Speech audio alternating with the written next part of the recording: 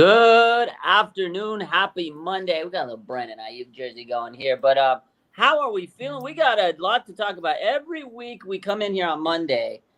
There's quite a bit to talk about when I get to join my main man, Ted.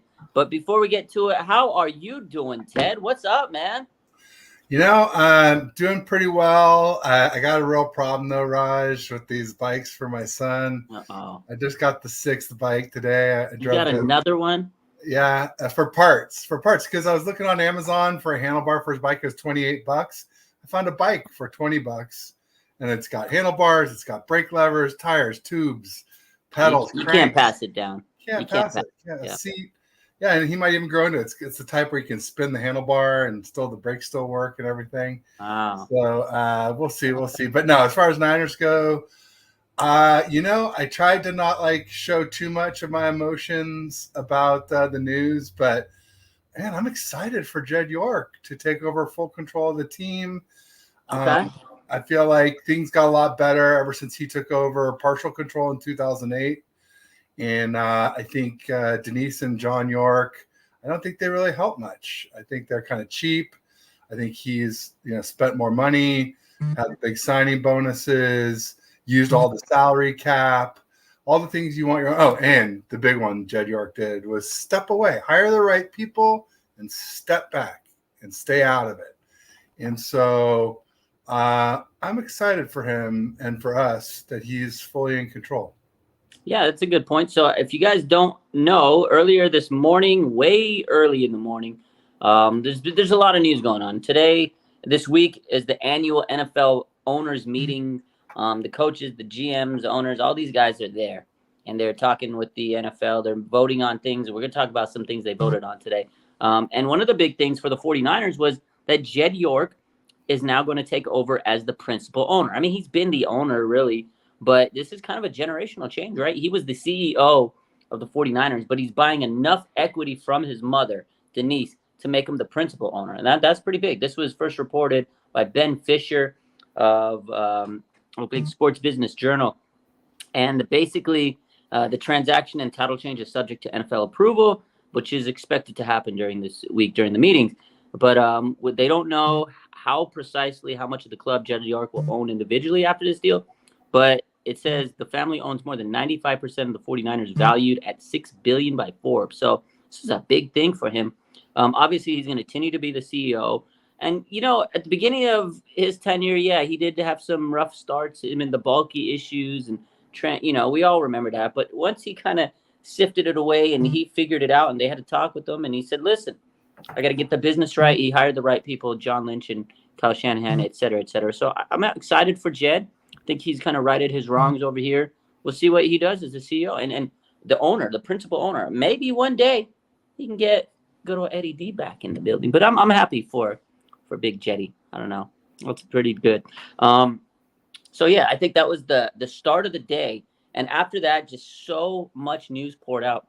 The next big topic of the day that kind of came out, Ted, I don't want to get through this because there's a lot of opinions on it, because the other big news of the day, we're probably going to spend a big bulk of this chat talking about. But before we get to Brandon Aiyuk, we're going to talk about the NFL rule changes. One of the biggest rule changes of the day is that the NFL banned the hip drop tackle in the NFL. This is kind of crazy. And a couple players on the 49ers, they reacted to this. They were not too thrilled. This is what Dre Greenlaw says. He says, might as well send me my FedEx. What he means is, FedEx me my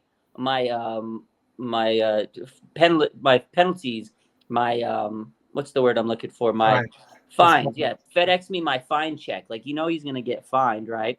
He's obviously gonna get fined. So, I think I posted this video earlier on Instagram, but this is the video explaining. And unawaiting yourself as a defender and landing on your opponent's legs. You've heard us say before that the injury rate, this sort of tackle compared to a typical tackle, is at least 20 times more. We came to that from reviewing about 20,000 videos of tackles. The injury rate, we see it 20 times the others. We see a time loss injury about once a week now, which is an increase year over year. We see the tackle occur about once a game, which is up 65% year over year. So it's increasing in frequency. The sorts of injuries, as you can see here, the high ankle sprains, the ligament injuries, fractures, lead to substantial time loss. So grateful after all the work that was done by the engineers and certainly by the health and safety team. And then also Javon Hargrave put an upside down smile emoji. A lot of emojis going on today, honestly. But Javon Hargrave, he wasn't happy of it either. So it's just weird. Like, I get it. Player safety, like the guys in the video, it's going to cut back on injury maybe. And there was a report earlier this week that said, I think sometime this weekend I read, it said that the NFL is not too happy with how scoring is in the NFL. They want it to go up. This is a big disadvantage for the defense. This definitely should put an uptick in scoring. So what's your overall take on the NFL banning the hip drop tackle? A tackle. Can't tackle in tackle football. I don't know, Raj. They lost me with all that math. I'm a football guy, not a mathematician. Yeah. All these percentages and 20 times this and that. I don't. No. But honestly, yeah, it sounds like a lot of people are getting hurt. I mean, obviously, we all remember Jimmy Ward injuring Pollard that way. I think Mark Andrews got injured that way. Honestly, there's one that wasn't shown that I thought of. I'm pretty sure that Jimmy G's broken foot in the Dolphins game was a hip drop tackle, and the guy landed on his knee right on top of Jimmy G's foot. And normally it's a broken ankle is the injury, and maybe that's why they didn't show it. But I'm pretty sure Jimmy G's was too. So yeah, I mean, I get it. You know, they've banned. The horse collar tackle is kind of a similar one, maybe even more not deadly, but dangerous. So I kind of get it. And I kind of understand the purists who are just saying, hey, when it's going to be flag football next. Bottom line is, I saw somebody say, had an interesting take on it too, where they said, hey, if these little DBs can't do a drop tackle on somebody, maybe they're going to start going for the knees more, and there might lead to more knee injuries, which could potentially be worse than a broken ankle if it's an ACL or whatnot, or a patellar tendon tear or a quad tear or whatnot. But overall, I'm not. Anytime you take something out of the game, it makes it a little sad for me as an old head. But that's the direction football is going. We got to just get used to it and expect it. Yeah, the league's changed rules a lot. They really try to favor the offense because that's what they want to do. They want to sell tickets, more offense, more revenue. It's exciting. We want to see points scored when we go to games. So I see it from the NFL standpoint. We got to remember it's a business in every sense of the word. Defense doesn't necessarily sell tickets. Offense does. It's more sexy when you see the offense scored and, oh my God, the offense is humming. Although a great defense to many people, like, old school football fans, they love defense. Like, I love a defensive game, but not many people do. And it's a 6-3 game, defensive knockdown, drag out war. NFL doesn't like that. So I get it, but it is a safety issue, which what they're saying.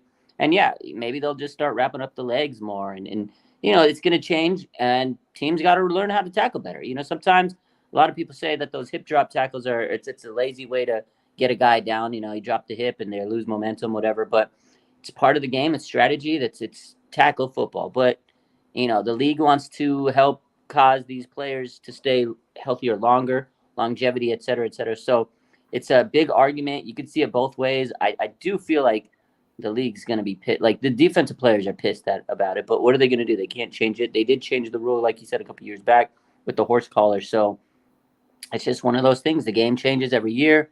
And it seems like over the last decade, the NFL has really try to evolve in terms of becoming a big scoring league. They want to have 50-point games.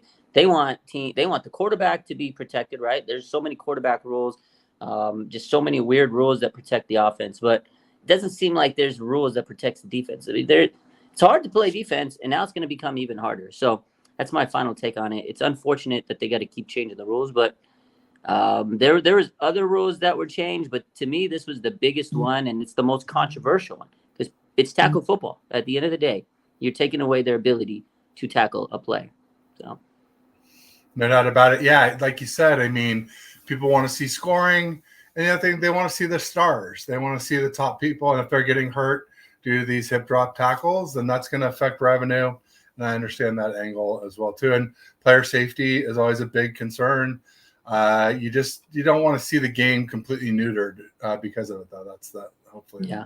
We got a bar of a comment right here. My man John says, "Offense sells tickets, defense wins championships." I like it. The defense does win championships, but you ain't selling tickets with that defense. You gotta get that sexy offense and low key have a good defense on the side. But yeah, it's gonna be interesting. Now, speaking of offense, Ted, we're gonna get to it because this is the story of the day. This is the big story, the moneymaker story. The guy, BA, my guy, number 11. We wearing BA. You wearing Kittle. Kittle says some stuff today. I don't know if you're good at hieroglyphics. I don't know if you're good at decoding emojis, but there's a lot of emoji talk. We're gonna talk about this, but this morning there was quite a bit of reports. This is to me, the biggest important one. John Lynch came on again. Media was meeting for the NFL owners meetings, and they discussed Brandon Aiyuk. Obviously, that's one of the big questions for the 49ers. And John Lynch says that the 49ers are actively talking with Brandon Aiyuk. And there's been no trade discussions yet. He says all of those reports that they've had over the last week or so are not accurate. This is all according to John Lynch. He says, additionally, the team would be okay with Aiyuk playing on the fifth-year option. So I have the audio. I want to play the audio of what John Lynch said. And then I have the audio of what he said a couple of weeks ago at the NFL Combine, so you can kind of compare and contrast. So I'm going to play both of these. And again, the big takeaway for me is all those reports that people have been saying, oh, Brandon Aiyuk, the Jaguars, this team, that team, fake news, ladies and gentlemen. I told you before, it's smoke season. But now the smoke is getting cleared, and now we can kind of see where both sides stand. So you'll see. Let me post the video of what John Lynch said today, what he said last week, and then I'm going to post what Brandon Aiyuk said. So we'll go. Here we go. You know, I know. Pittsburgh radio guys. I know. I'm sorry to disappoint him. I was just with Mike Tomlin and at the Michigan Pro Day, and Mike coached me, and so we're very close. And he's like, "Bro, what's going on?" Like, I promise you, we got nothing, and nothing's going on there. We're actively talking with Brandon, trying to figure something out, and I always talk, we have a good history of working with the guys we want to get done to get something done, and it takes two sides. So can we do that? We'll see. There's a number of different directions, that it could go, but we appreciate the heck out of Brandon and who he is as a player, and we want him to be a part of the Niners, and so we're going to work towards making that a reality. So you're looking. We want him to be part of the Niners. Now pay attention to the next video. Well, I think that's, I think that was a welcome sight that, that the cap was going up. I think the thing you have to understand, it went up for everyone, so it's not like unique to our team. But we have some challenges. We have a lot of good players who we've rewarded. Brandon's one that we think incredibly highly of. One of my favorite just guys around our building, the way he approaches the game. He's a competitor. He's a warrior. He plays with such a physicality, also with a grace, the way some of the positions his body can get into.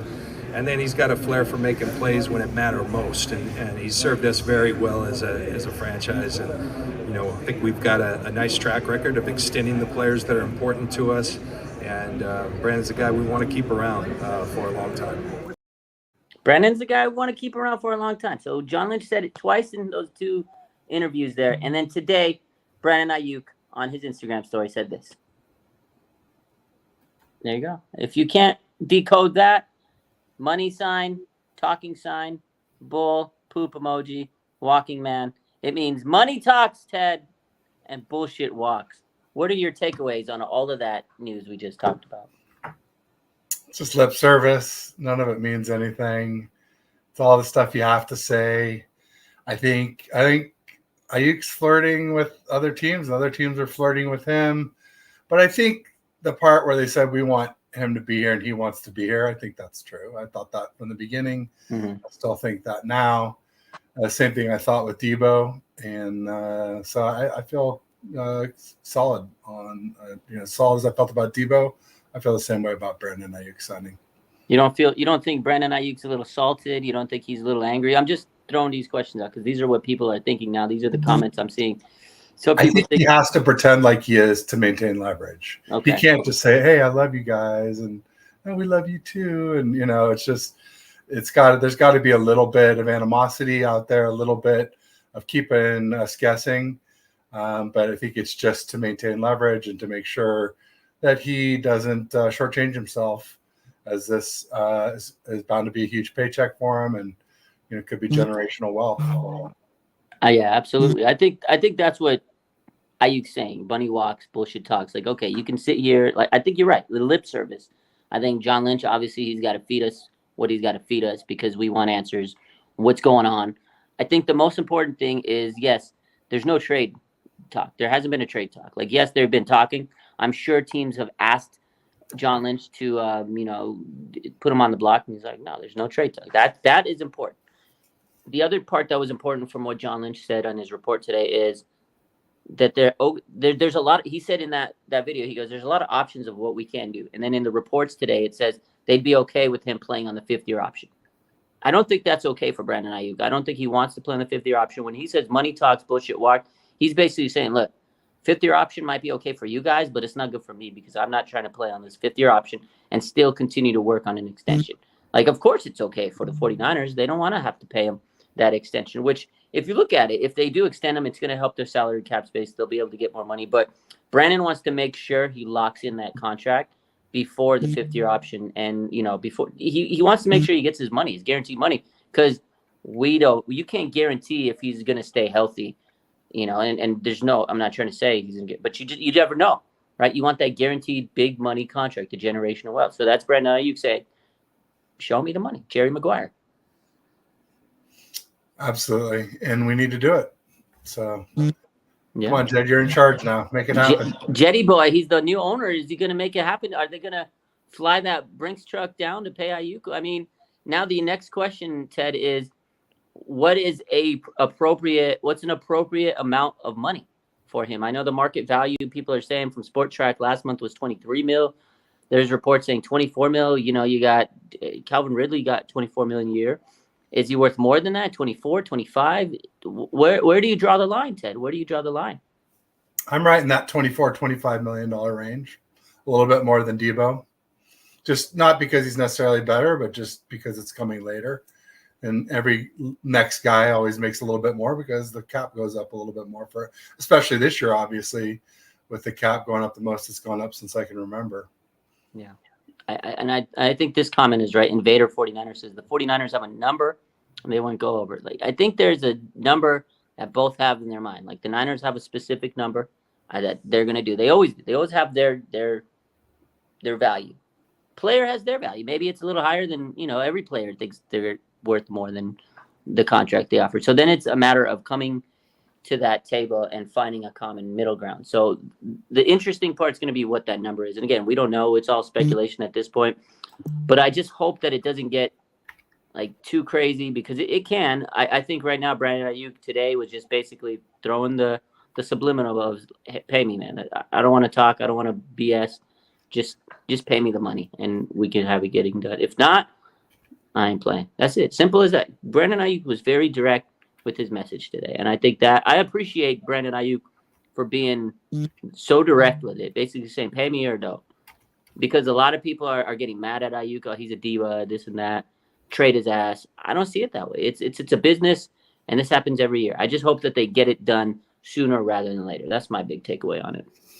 Well, a lot of people like to pretend like it's their money, and it's not, folks, and it's you gotta if you want the best, you gotta pay for the best. It is tough though when you're paying Debo as much as we're paying him and Kittle as much as you're paying him to have three really high price and CMC as much as we're paying him to have four really high priced weapons on the offense. Then you talk about defense being disadvantaged. You're taking away a lot of the wallet for the defense for sure, and offensive line and everything else. Offensive line, and that's where I think a lot of fans want the Niners to improve is O-line. Because if you look at this free agent, I think they did a good job. John Lynch said, he's happy with how this free agency goes. He says he wouldn't mind getting one or two if they can, but they're not going to press it. They're hoping, they're going into the draft with a good mind. They're really starting to get that draft board down. There's one position where the 49ers could definitely benefit in going, bulking up is the offensive line. But there's probably not a lot of free agents out there at this point to address that. So then you'd have to go in the draft. Now, knowing that going into the draft, I think draft picks are something that the team would have to look at. But is any draft pick going to come in and be able to replace Brandon Aiyuk? I don't think so. Not right away. He went through a lot. He came in rookie season. They traded up to get him. Really solid year, and he built himself. He's really kind of developed all the way up from, a first-round pick that the 49ers had high hopes for. And he's really developed himself into this breakout star player. And again, he was like 7th in receptions, 30th in targets or whatnot. I mean, the guy is a great player for the 49ers, and he knows. Number 1 in yards per catch. Yeah, number 1 in yards per catch. So he has some leverage there. He can say, hey, look, if you put me on another team, I'd probably be top dog in the league. You never know. Look at my stats.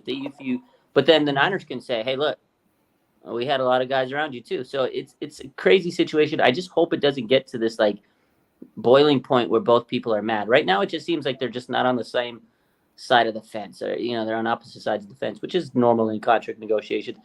I just hope it doesn't bubble over and get to the point where there's animosity, but I don't think it's going to get to that point. And if it does, if they figure it all out, I hope they can mend the fence, because Brandon Aiyuk was in the doghouse a couple years ago. It's a little different than some of these other players, because Brandon Aiyuk was in the doghouse and he had to climb out. He's like one of the only players the 49ers had that went from the doghouse to like top dog status. A lot of players don't survive that doghouse. Do you think that might have impacted this situation, or it's going to impact? What do you think? I think it definitely has an impact. I mean, there's no way it couldn't. It's got to be the answer. Yeah, it's interesting. I don't know. I think this whole situation can get pretty messy if they let it, but I don't think they will, because John Lynch, as he said, they have a good track record of getting it taken care of. So overall, I don't think anything bad's going to happen. I think they'll figure it out, but it might just be drawn out, as it always is. There's some reports saying that maybe he'll get it taken care of after the draft. But John Lynch, he said today, hey, look, we're working on it. It's going to take time. It is a, it's a business, and these things take some time to get better. So there was another, George Kittle had a little fun with this today too. So we all saw the emojis. Yeah, we could throw these up. So we saw what Brandon Aiyuk posted. That was pretty straightforward. But George Kittle, he threw a little subliminal, and I have no clue. I don't know if anybody knows what this means. My daughter's at school, so I can't ask her. She's pretty good at decoding these hieroglyphic, these emojis. I don't know. What you got anything, Ted? Do you think this is what George Kittle posted? Being funny, but maybe it is a message. I don't know. Oh, I'm sure it is. It's just not as easy to decode as Brandon Aiyuk's. Yeah. So don't walk. So he means run, catch, bag. There's sort of two bags, right? There's a backpack and a bag of money. Backpack, like put your team on the backpack, because sometimes you put your team in the backpack. He's got the hands. Or do the work. This is the backpack, right? Work, yeah. Pay the alien so you can eat like a dog. I don't know. I don't know. He's a dog, so let him eat. He's out of this world. Kind of a little bit out of order then, but yeah, I like it. I think that's not too far off. Something like, basically, he's just saying, pay the man. Pay Brandon Aiyuk. He's saying, pay Brandon Aiyuk, John Lynch. Don't let him walk. He's got hands. And he put us in his backpack. He's worth the money. There you go. That's what it means. There you go. Yeah. He's worth the money. That's funny. Speaking of hieroglyphics, have you heard the holy mackerel hieroglyphic joke? No, I have not. All right. So they were in Egypt, and they uncovered some ancient hieroglyphics, and it looked kind of like this. Oh, that's what you And okay. So there was like a star and a fish and a shovel, and that's a donkey, and a tomato. Okay. And they're like, okay, we've decoded what all this means, and we're going to have this meeting to talk about it. So they said the star means they had religion, and the fish means, that they're able to catch fish in addition to land-bound food. The shovel means that they had agriculture, and the donkey means they had domesticated animals. Okay. And the tomato was some of the agriculture that they grew or whatnot like that. And while they're giving this big symposium on the meaning of the hieroglyphics, the guy stands up. He goes, no, man, that's not it at all. It's just like two construction workers in the tomb. And they're like, the one turns to the other guy. He goes, holy mackerel, did you dig the ass on that tomato? So the That's constructions good. and the workers and the cat calls. That's funny. That's funny. Yeah, we don't know. Maybe there's something George Kittle is saying. Maybe there's not. I don't know. It's so funny, man. But it's kind of weird now. We're at this point where we're decoding emojis to figure out what the heck's going on. That's the NFL offseason. That's the 49ers offseason. Every year with contract negotiations, we're doing something crazy. And this year we got to the point where we're decoding emojis. I can't believe it. I was sitting there. I literally was like studying. I was like, what does this mean? So what does it mean? Maybe George Kittle's just making it. Maybe he just randomly put emojis. Maybe it was top emojis. I don't know. But he's got us guessing. No, Kittle always has some deeper meaning for sure. So yeah, I'm sure there. If not now, at some point it'll come out with that meant. It'll come out. He'll come out with it. They'll have an interview. Somebody will say, "So your subliminal message, what was that?" And he'll say what it was, and we're gonna be tweeting, "Oh, this is what Kittle meant." Oh, it's like when my son loses his Legos. I tell him it'll turn up eventually. So it'll turn up eventually. So speaking of injuries, or sorry, not even injuries, but speaking of Kittle, sorry, not injuries. Speaking of Kittle, there was a report this morning. Again, same thing. George Kittle and Charvarius Ward actually both underwent successful core surgery this offseason. We knew Mooney Ward did, but the big news is that George Kittle did too. They both should be clear and ready to go for the start of the season and training camp. And, I saw a video a couple weeks ago, actually, and I posted it, and I thought George Kittle was working on his balance and stuff. Now it makes so much more sense because he was actually at the same place where Mooney Ward was working through rehab after his core muscle surgery. If you look at it, Viscera Rehab, that's the place that Mooney Ward was, working at. It makes so much more sense now. He was at the same place. He got probably the same surgeons, the same rehab facility that Mooney went after his core muscle surgery. So this video now makes so much more sense to me because at first I was like, oh, Kittle's in the lab. He's working on his balance and stuff. But then when you look at it and you see the place, Viscera Rehab, it's the place that Mooney Ward posted when he had his surgery of the core muscle surgery. So both of those guys basically went through core muscle surgery. They went through rehab, and they're both going to be ready for the start of the season. So that's good news. They played through a lot this offseason, man, these guys. What do you think? I mean, as our aging core ages, they're going to see more core muscle surgeries. It's something that happens more to older players, and we're starting to be not only top heavy, but sort of our core of star players is getting older, and so it's not too uncommon to see this type of thing happen. I'm not shocked. I just hope it's really true that they're really ready for camp, and no reason not to believe it at this point.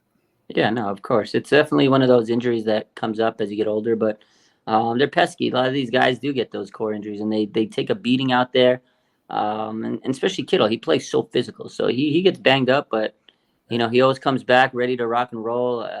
Remember Dre Greenlaw got one early in 2021, and he was supposed to come back, and it took him forever to get back. Like, he didn't come back till basically the end of the season. It seemed like the last few games of 2021, if I'm not mistaken. So. It's a pesky injury, but the good news is of those two injuries for those two players, it's early enough that by the time the offseason's kind of done, they should be ready. And that's what the big report was, saying that, hey, yeah, those two guys should be ready to rock and roll. They got it done early. They got it done as early as you could. So now you got months to kind of rehab and get better, because you're right. That's a injury that could linger for a while, and you don't want that to linger into the season, especially with George Kittle, Mooney Ward. Those are good guys. But go ahead. Oh, huge. And Invader 49 was asking me if I've become a Purdy believer. I was just pointing to the Purdy jersey here behind me. It was given to me by an audience member, and I wore it quite a bit towards the end of the season and through the playoffs to support Brock. And Brock made me a believer this year. I said some kind of mean things about him in the offseason, and things that he made me regret saying this season. And good, I'm glad he did. He improved a lot this season with his deep ball passing. He peeled off a lot of long runs. Ultimately, in the NFC Championship game, he did two things that is what I really look for in a top quarterback, and at least in a franchise quarterback. I'm not sure I'm ready to call him elite yet, but I'll call him franchise, which is two safeties back out of the box and one of the defenders that's staying in the box spying him. And the Lions were doing that to him in the NFC Championship game, so it's hard to ask too much more than that from Brock Purdy. A big comeback in that game, comeback in the Green Bay Packer game. A lot to like with Brock Purdy, obviously. The big question is it worth paying him $60 million a year or whatever it's going to be at that point for top QB money? But we still have at least this season to take a look before we decide. Yeah, that's going to be interesting. He's really going to go out. It's Brock Purdy's contract year. He's either going to earn it or not. You're right. This is really going to determine what he's made out of. I think he'll earn that money. I love Brock. We both went to training camp last year, and we had a lot of fun, and there was a lot of different quarterback talk. And yeah, Ted's opinion was pretty much out there for all the faithful. They all know, and he definitely earned the respect by saying, "Hey, look, Brock Purdy proved it to me." And you know what? I think that's what Brock Purdy did. He proved a lot of people wrong. He's just silenced the haters, silenced the doubters, and he needs to continue it though. You can't just have one successful season. But you got to remember, last year he was coming off a major injury, and he was dialed in. Now he doesn't have to worry about that injury. He gets to go out there and work on the tools of the trade and having not to worry about the limitations on his elbow and stuff. So I think this year he'll be even better. And again, coming into a contract season, this works out perfectly for him. Although I am happy he actually has a lot more sponsors this offseason. So it's not like he's not getting paid. He could be getting paid more, but he has a new sponsor with Drink Recover. I don't know if you saw that. That was pretty cool. Saw a video of him behind the scenes on that. He's got a Toyota sponsorship. So shout out to Brock Purdy. He also has a sponsorship with John Deere. Man, he's cooking it up. So his good boy image is great for him. And if he has another season like he did last year, that boy definitely will deserve his money. But before all that happens, like you said, he has to go out there and do it again. He has to do it again. He can't just live off of one season. So he has to go out there and prove himself again, which I think he will, though. He's going to. Yeah, I think he could even improve a little, like you said, with this. I mean, I don't think he'll have a 2022 to 2023 jump in 2024, but I expect him to have at least a little bump up, like you said, with having more of the off season instead of rehabbing. And I do want to make sure and clarify, like, I never hated Brock Purdy. When you said haters, a lot of people called me a hater. Yeah, they did. I was always very clear, like, hey, I like Purdy a lot. I just liked Trey Lance better. Clearly that was a mistake, at least as of now. And we'll see how that all pans out. But, Kyle knew what he was doing. I said some things about Kyle too, and QBs and whatnot. And, Purdy made me eat my words this season. So he did. And it wasn't bad to like Trey Lance. They traded up an enormous amount to get him at the number 3 pick. And a lot of people like Trey Lance. It's not a bad thing. And I just never thought Brock would be able to do what I talked about being able to force a safety to stay deep and force a guy in the box to spy him. And God bless him, he did it. And I always said I'd rather be happy than right. And you bet it makes me happy to have a quarterback that we believe in and to not have any quarterback controversy this offseason. That definitely makes me happy. Also, Sam Darnold gone. That makes me happy. So I guess that's something that came up too in the last week, right? After our live last week. The Pastronaut, right? Yeah. It was after our live. So we went live last week, and the big news was they finalized their deals with the free agents, blah, blah, blah. And then they got docked a draft pick. I remember we came on live breaking that. And then literally an hour later, boom, Joshua Dobbs signs with the Niners as QB2. We haven't talked about. So what was your overall takeaway, QB2 for the 49ers, Joshua Dobbs? And before you get there, so obviously Brock Purdy, like I said, he's going to get better this year. Now, they still need to improve that right side of the O-line, which I think they will address in the draft, because you guys are right. Everybody in the chat says he can be better if his O-line is better. And that's a true statement, because you got to keep Brock upright. There's no matter what, you got to keep your quarterback upright. And that's why I think Niner fans have had PTSD over the last couple of years. So their starting quarterback was always injured, and then you had to get to the backup. So you're like, shit, our backup sucks. And it just didn't work out. But now they got the Pastronaut. Is this are you sold on Josh Dobbs as QB2? No, absolutely not sold. But I'm happy it's not Sam Darnold anymore. I think Josh Dobbs at least has a chance to grow and could be something better. Darnold, he is what he is. Let's face it. Everybody said, when he comes to the Niners, he'll do better, and his completion percentage drops, and his passer rating drops. Part of that's playing garbage time, I'm sure, but ultimately he is what he is. At least Josh Dobbs has a chance to improve. But no, Dobbs has a few too many turnovers for my liking. But, he played really well against us, certainly in that first Arizona Cardinals game in 2023. I liked what I saw. I mean, I remember saying to myself, are they going to have a QB controversy in Arizona? But I guess they shipped him off quickly before that could ever happen. And he kind of fell back to earth as well, too, a little bit as well. But that's interesting. And everyone's worst nightmare says Brock Purdy MVP, Trey Lance bench warmer. I mean, the second part's true, but when did Purdy win the MVP? I don't remember that. He was in the MVP race, which is what, he was to the end. He was very close. When you say MVP, I don't know. It didn't say MVP race. Anyways, I have MVP race, I know. But that Ravens game knocked him out, basically. That ended his MVP hopes. But second year in the league, first year starter, MVP race. You got to love it. I think Brock will get better. And not only that, in the playoffs, like you mentioned, some of those beautiful passes he had, it was his rushing ability that did it for me. His ability to scramble, and I think a lot of it was out of necessity because he was getting pressured a lot. The O-line, like everybody said, needs to be better. But the Brock was saying, "Hey, look, man, I can cook. I can use my legs to create. I can scramble." There were some big plays for that season. I remember Washington game, pretty magic play. He he scrambled around, ran around, and he freaking tosses it to Aiyuk, and I was like, how the hell did they score that? Like, he did that a lot, especially towards the end of the season and in the playoffs. The Detroit Lions, he used his feet a lot to create, openings. I think there was it's at the Green Bay, the pass to Kyle Juszczyk. He kind of scrambles out to the side and just dimes it, and then Juice makes the big, beautiful sideline toe tap. I mean, those were big plays he did in the playoffs. So I know he can get better. But speaking of Josh Dobbs, I think it's a solid backup. I think he's better right now than Sam Darnold. I mean, we know what Sam Darnold is. Pasternak could get better, but at the end of the day, Ted, I hope that we don't have our backup quarterback in at any point this season, only if we're blowing a team out like 40-0, 50-0. That's the only time you want your backup in, is if it's a blowout or if it's the last game of the season and you're resting your starters. That's really it. So hopefully we don't have to see Josh Dobbs.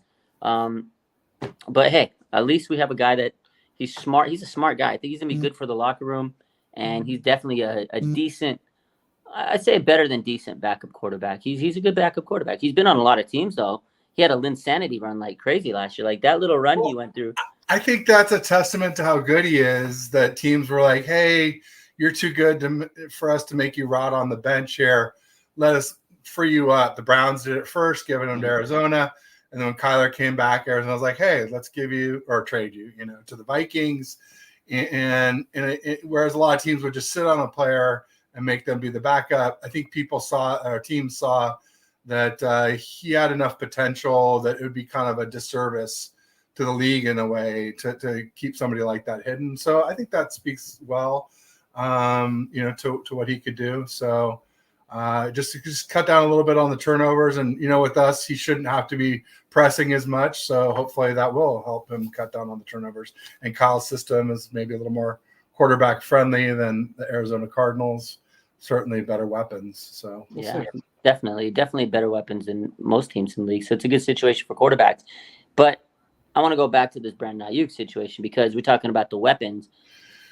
Brandon Aiyuk, how good is he? Is he a wide receiver? This is the big question everybody has. Is he a wide receiver 1? Is he a wide receiver 2? It's tough to say on the 49ers because they have so many weapons. Like, what is his actual value? Would he be the top dog would he be like top 3 receiver in the league if he was on another team? Because again, what we say, 7th in receptions, number 1 in yards per catch. He was 30th in targets, like overall. So he's a very efficient player. If you look at everything, you look at his stats, you're like, damn, he put up all those stats, 1,300 yards, but he didn't have a lot of catches. 105, I think, targets overall compared to some of these other guys, 130, 140 targets. They're getting the bulk volume. He's kind of what he said last year. Remember, he tweeted out he's the fourth option on the team, and it was his first year getting 1,000. This was the year before last. And I remember that tweet. He made it a point to say, hey, look, I'm the 4th option. I got 1,000 yards in this team. I think that was him saying, like, eventually you got to pay me or figure out how to get me the ball more. What does that do to this team? I think there's a lot of people that do feel like he is frustrated, but I think if you just pay him, he's going to be happy. But what is Brandon Aiyuk's overall value on this team? Like, is he a wide receiver 1, Ted? Does he have the breakaway speed? maybe not the speed. He's like, I think he's sort of a low 4.4 type of guy. He ran a 4.5 at the combine, but he was running with a core muscle injury, if I'm not mistaken, back then. Yeah. And Herm Edwards from Arizona State basically was pretty outspoken, saying he's a low 4.4s guy when he's healthy. Let's say at least 4.45, which is pretty fast. But the main thing with Brandon Aiyuk is his route running ability. Mm-hmm. So he could be like an Amari Cooper type technician. Is he? We will never know until he's put in that position. My hunch, honestly, is no. Okay. Because of the attention that a Deebo Samuel, George Kittle, and McCaffrey takes away from him. Also, you talk about 30th in receptions. I'm a firm believer that if you don't, use an option very often, that teams kind of fall asleep on them a little bit. And so it's easier to have big plays when you're not expecting it compared to like a Justin Jefferson where that the ball is going all the time. And so I lean towards no. I don't see him as a wide receiver one, at least not a top 5 wide receiver one. But I do see him as like a top 10 receiver already, based on where he is in our system. So it's kind of a weird dichotomy. I don't think that you just say his targets are X and you give him 50% more targets, then he's going to have 50% more yards, TDs, everything across the board. I don't think it would be linear like that. But I do think he's worth over 20 mil a year. I think that 23, 24, 25 mil, I think it makes sense. Yeah, I agree. I think he should be in that 23 to 25 mil. There's some interesting comments in the chat today. Shout out to everybody in the chat. Everybody's really keeping a good job up there. Somebody said that, I think it's 49er, Invader 49er, Aiyuk never really took over a game when Deebo was out. And it's kind of a good point. And again, there's so much that both sides can use in negotiations. The 49ers can pull up stats and say, look, did you ever really take over a game for us? And he can probably say, I was the 4th option. But then when they say you were the top option on these games, X game, X game, X game, what were your stats? So it's interesting because I think somebody else mentioned it, that he doesn't really excel in press man coverage. Super Bowl, he got pressed to life and he didn't get those stats. But again, they weren't thrown to him. Was he getting open fast enough? Probably not. He wasn't separating fast enough. His routes are great. But then you can make the argument of, well, you didn't have the offensive line to give the quarterback the time to let my route separate. So again, there's so many back forth. Do I think Brandon Aiyuk is a wide receiver one? Absolutely. I think he has the traits to be a wide receiver one. But it may not be with the 49ers. Maybe he's not going to be a 49ers wide receiver one until they get rid of Deebo or Deebo doesn't come back or whatever the case is. Because Deebo does so many things on this team that are vital to this offense. He may not be a traditional wide receiver one, but he's like their X factor, their weapon X1 or whatever you want to call it. I don't know. Because Deebo's not running the big choice routes. He's not running the outside routes, but he does a lot for Kyle Shanahan to open up plays. And then, like you said, open it up for Brandon Aiyuk. But you never know. Until Brandon Aiyuk is the top number one guy without a Deebo there, it's hard to really gauge it. But I think he's a fantastic receiver. 49ers need him. I think his ability to connect with Brock Purdy, their chemistry, is vital for their success. So I think Brandon Aiyuk is worth the money in the 49ers system. But is he a top wide receiver in the league? It's hard to gauge it because he just never has really had that opportunity. And when he has, people are right. Like, he hasn't taken over a game 100% when Deebo isn't there. And they do have Christian McCaffrey. They got these guys. But I'll tell you what, Brandon Aiyuk has taken a big leap over the years. And in training camp every year, everybody talks about how great Brandon Aiyuk is. And we've seen it with our own eyes. He takes over training camp, Ted. He does. But then at the end of the day, training camp is not the same as the season. So we need to see more of that in the regular season. So yeah, I felt like a lot of his big games were against kind of inferior opponents. And, I always said, even before Deebo went out this season, like, when push comes to shove in a really tough game, I want the ball in Deebo's hands, not Brandon Aiyuk. And I still feel that way. Although, Deebo couldn't keep the ball in his hands in the Super Bowl. He had so many drops. So that was a little bit frustrating. So yeah, they both struggled in the Super Bowl. Both of them. You can look at it both ways. But I whatever happens, if once Brandon Aiyuk gets his money, he definitely still has ways to improve. He's not 100% at his peak. I think he's entering his prime. And now the next step is, yes, can he beat press man cover? Because if you're on the outside, you're that X-man receiver, you got to be the man beater. You got to be the man beater. Pause.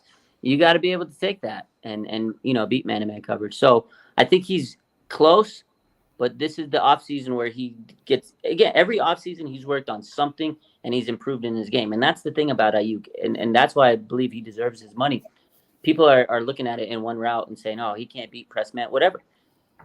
Every single year, he's evolved as a receiver, as a player. He got better at every little thing. Routes got better. His hands got better. His, blocking has gotten better. That was the thing I was meaning to mention, was the blocking. Is that's one where he's definitely wide receiver one. Absolutely. As a blocker, and you know how it is with us, no block, no rock. So absolutely, it's a huge value for the 49ers. I think so. I think ultimately they got to pay this man his money. Money talks, bullshit walks. Ted, pay this man his money, man. I hope they pay him soon. And I hope we figure out what the hell George Kittle was trying to say in those hieroglyphics tweets. Let's see. Anything else that we didn't cover today? Oh, yes. Actually, Dre Greenlaw update, by the way. We did get an update, like I said earlier, on Kittle and Mooney Ward. There was also an update on 49ers linebacker, Dre Greenlaw. Let me post that up here. So Dre Greenlaw is shooting for a week one, to be ready by week one. So we all know he had the Achilles injury, sad day. We know how that happened. But he is shooting to be ready for week one. John Lynch said it might be more of a PUP situation. They want to play it safe. This is what they want to do, is they want to play it safe. They don't want to risk it. They're not going to force him to play if he can't, but they do want to make sure that he's ready by week one. But if he's not, he'll be on the PUP list. So what do you think, Dre Greenlaw? Should they risk him? Do you think he'll be ready? What do you think on that whole situation? I know they signed Devondre Campbell. I think he's going to be more than just insurance. I think he will be starting some games early on. What do you think? Yeah, I mean, we kind of thought that all along, because people point to some of these fast recovery Achilles, whether it's Cam Akers for the Rams or, Aaron Rodgers for the Jets. And, Cam Akers has still never been the same since his Achilles. I think he might have come back too soon from it. And Aaron Rodgers, he didn't really play. I think he played a few downs or something, but he didn't really play. So I don't point to either of those guys and say, oh, yeah, 6 months is a doable time frame. Not that it's 6 months till week one. That would be more like 9 months or 8 from the Super Bowl. But still, that's short for an Achilles. A lot of times it's 9 to 12 months. So I would not be surprised. If I was a betting man, I would bet on PUP for Dre Greenlaw to start the season.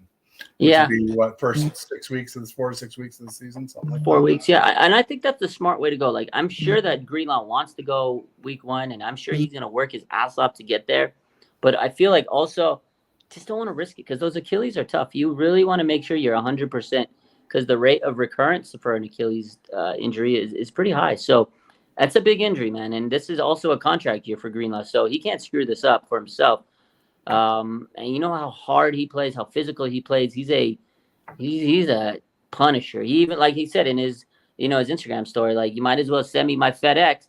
He knows how physical he plays. He knows how hard he plays, and he gets fined every single week. So for Dre Greenlaw's sake, he needs to make sure that he gets 100% before he gets ready. And if it means missing 4 weeks, that's fine.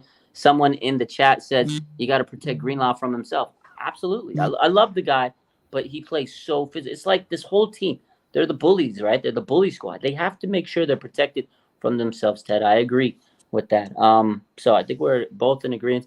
I think we'll see a heavy dosage of Devondre Campbell early in the season. And he's coming in with a bag of Doritos on his shoulder. We all saw his tweets and his posts after he got signed with the Niners. He says, we talked about it, how he was tweeting off and saying how the Packers treated him bad, and he's coming in on a mission. He went on a Twitter rampage that last week. So Devondre Campbell's coming in with a massive amount of pride and a lot to prove, which is great. And also the 49ers have 2 young linebackers they drafted last year. So really they don't need to rush Dre Greenlaw. Yeah, I wouldn't be surprised to see us draft another linebacker too. We'll see. Yeah. Real quick, I saw somebody in the chat, Aaron from 49ers First Takes. He said, I'm getting that itch again. I don't know. Aaron, they make lotion for that. Calamine lotion, baby.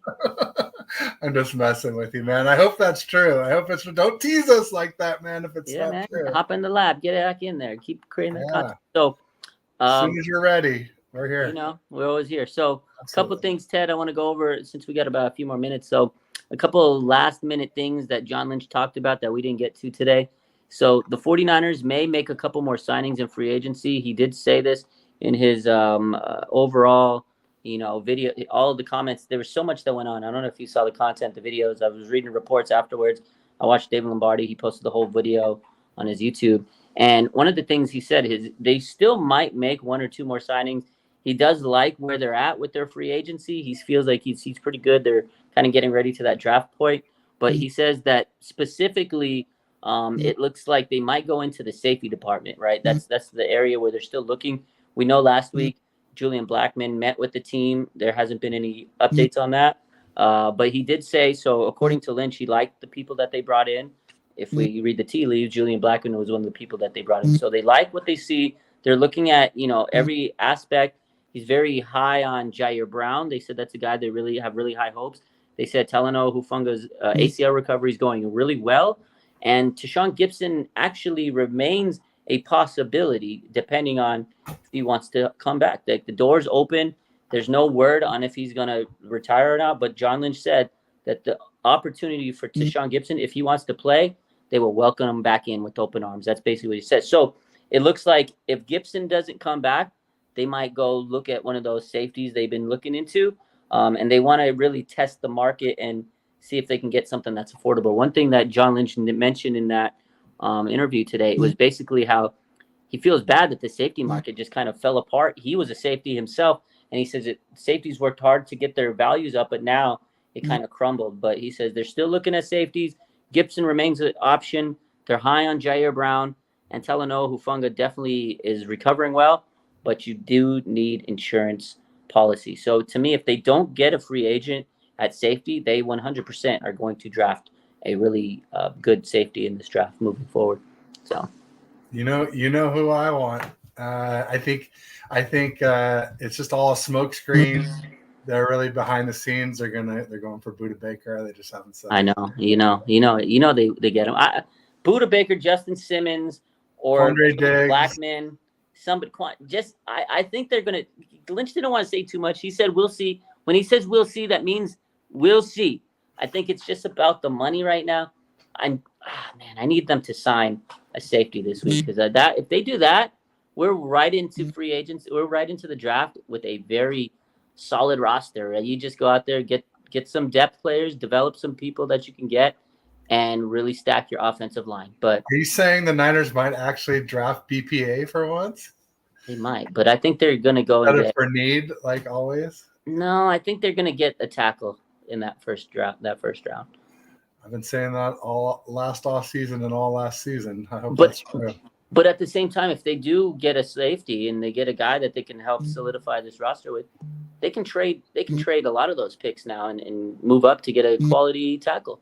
So, well, some people are saying they think we might take a sip of a Kool-Aid there at 31. I heard we might be drinking some Kool-Aid. I wouldn't mind drinking some Kool-Aid, but we still need a right tackle. We do. Oh. Absolutely. And a future left tackle, probably sooner rather than later as well. Yeah. Oh, shit, man. Yeah, you're right. Let's not talk about that. But they do need you got to realize, like, this right tackle, you need to upgrade, because McKivitz would be a good swing tackle, depth guy. Great swing. You don't want him to be a starter. No. Spencer Burford, I don't know if he's going to take that next leap. He kind of had a backslide last year. Feliciano looks like he's going to start this year.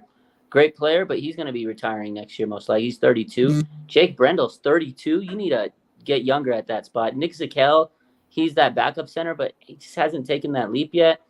And then you have Aaron Banks, who's really good. He's your best offensive lineman other than Trent Williams. He's in a contract year, so you got to make sure you can pay him. And if not, what the hell are you going to do at that spot if you can't keep him? And then, Trent Williams, at some point you got to figure out who's going to replace him. So offensive line to me is definitely a big priority. The only thing Nick Zakel has excelled in so far is getting injured and being in Brock Purdy's wedding video. So. Yeah, he's his roommate. It's his boy. That's like his guy. Nick Zakelj is going to make sure that he's Brock Purdy's rock, man. He's smart. He's got, his roommate. So good for him. As long as Brock is cool with Nick Zakelj, Nick Zakelj's making this roster.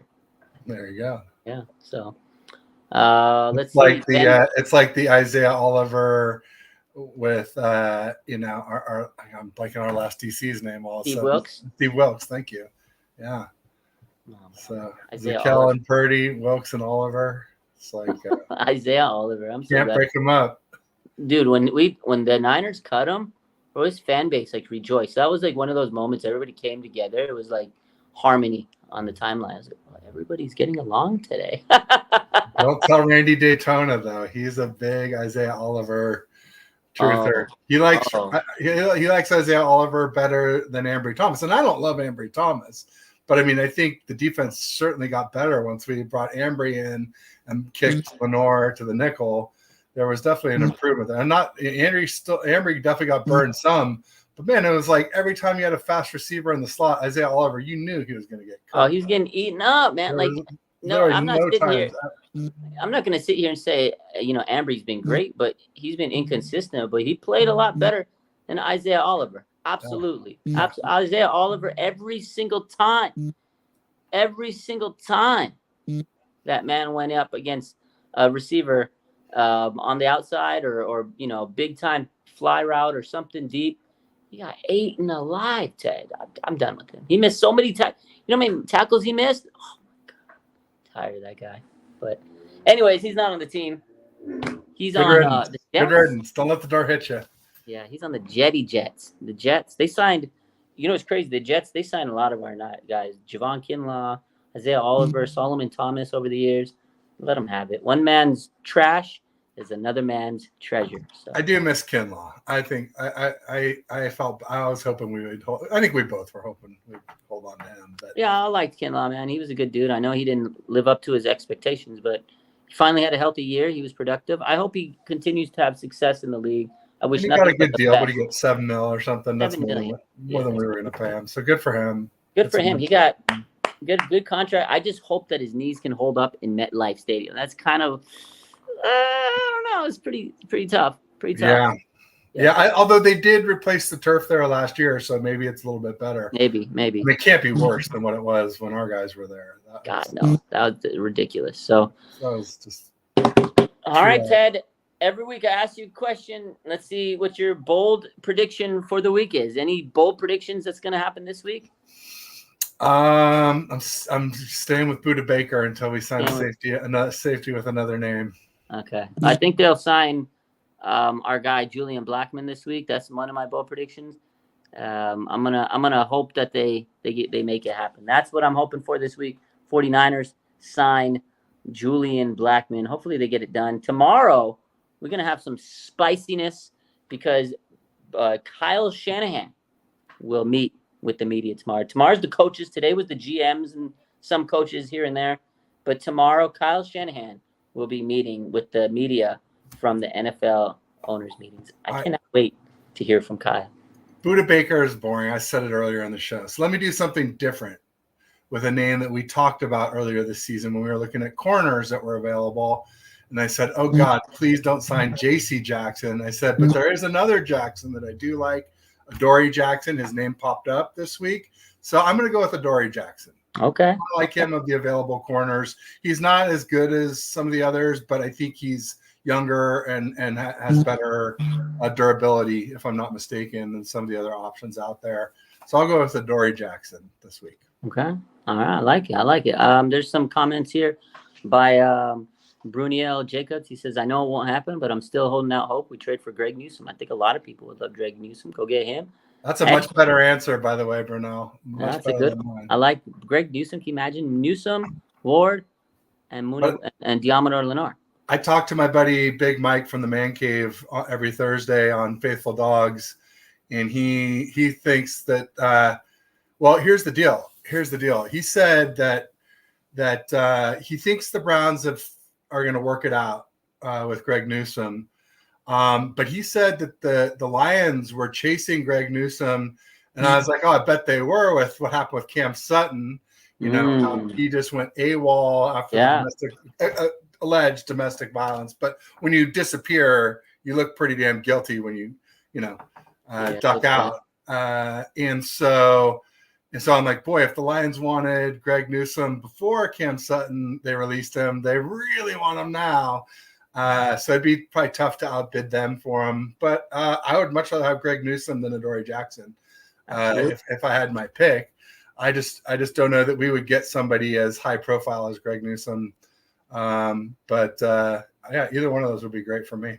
Yeah, he's a great player. Definitely. I think you could get him cheaper than what the Chiefs got for L'Jarius Sneed. Like Sneed, 3rd round pick and a pick swap in the 7th round. But it's a 2025 third too. It's not even this draft. It's not even this year. So they're not even getting anything in return this year. So it's kind of like they knew they weren't going to be able to pay him. Titans were like, shit, we can pay him whatever we want. And Sneed was like, I'd rather have the bag. I won my championship. I'm cool. Let me give me my money. I got my ring. Now I can go chase the bag. So win-win for everybody. Chiefs really got nothing. So if the 49ers want to make this happen, I think they could get it for a 4th round pick, honestly. 3rd, 4th round pick, maybe. I mean, Greg Newsome's not as good as L'Jarius Sneed based on the stats. No. I'm not saying Greg Not Newsome many are. I mean, isn't he like top 3, top 5? Yeah, he's top 5 cornerback. But Greg Newsome's a fantastic player. Would love to have him. But on his own team, Denzel Ward is better on the Browns than Greg Newsome. But it's interesting too. You talk about the Titans, and I feel like they're making a lot of moves. And some people in one of my DM groups were talking about like kind of their surprise, like, look at the Titans, look at all these great moves they're making. I'm like, yeah, well, you know what? They got Rand Carthon from us. And, I have a feeling we're going to be saying this about the Commanders too. Obviously, they had a big offseason in free agency with Adam Peters, 2 of the best guys from our starting, we think 2 of the best guys. No one really knows who did what on all these decisions, but they're definitely chipping away at all of our coaches and scouting department. It's sad to see. I hope Lynch and the folks that we've hired or promoted internally can keep the ball rolling the way Adam Peters and Rand Carthon. It's going to be interesting to see how this draft goes without Adam Peters, because he was a big part of this team, was what we've always heard and learned and things like that. So we'll see. Rand Carthon also, so a lot of turnover in that front office, but we'll see. Niners always get good people, and they go on to do great things. So I think right now the focus is getting ready for the draft, maybe get another free agent signing, and then I think after all that dies down, then I think they can shift focus on Brandon Aiyuk. I know a lot of people don't like that answer, but this is kind of going through the same route that Deebo Samuel's contract went through, pre-draft. Oh, my God, there's a lot of drama. There's a lot of social media, gymnastics, I guess is the word, social media, nonsense going on, drama. And then the draft comes and people are like, oh, is he going to get traded? Draft comes, he stays on the team, and then they shift focus to the extension. So I think that's how it's going to play out. But you never know, Ted. We'll see how things go. I will see you next week. Make sure you guys go follow my boy Ted. Ted Talks Ball. Subscribe to his channel. And also, if you guys get a second on the Gold Standard Network, they have the March Madness bracket. Go put a vote in for your boy. I'm up against Eric Crocker, so make sure you give me a vote. This is a big matchup. We're in the Sweet 16. I want to take home this championship. They finally won the last one, didn't he? He's the incoming champ. He's the defending champ. Ouch. Last year they didn't even have me in the brackets, and they make me go up against Eric Crocker, which it's great. Let's take him down. Let's go in, pull off the upset, vote for your boy, RSF 49ers on the March Media bracket. Ladies and gentlemen, you guys have a good rest of your day. Gold Standard Network. Go check it out. Go vote. Vote for me, RSF 49ers. I love you guys. We'll see you guys next week with Ted. Peace. Make it happen, folks. Peace. Go Niners.